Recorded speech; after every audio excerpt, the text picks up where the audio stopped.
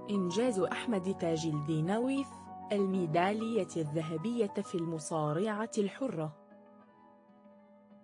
أحمد تاج الدين مصارع بحريني موهوب، بدأ مسيرته الرياضية منذ الصغر.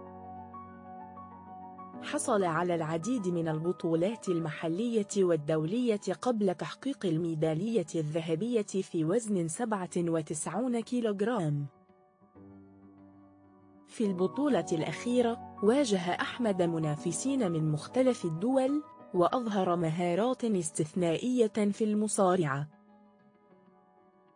أسلوبه القتالي القوي وسرعته كانت مفتاح فوزه، مما جعله نجماً في العالم الرياضي.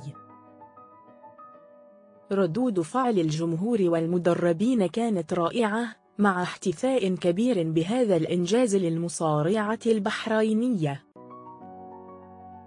تابعونا لمزيد من الأخبار الرياضية المثيرة.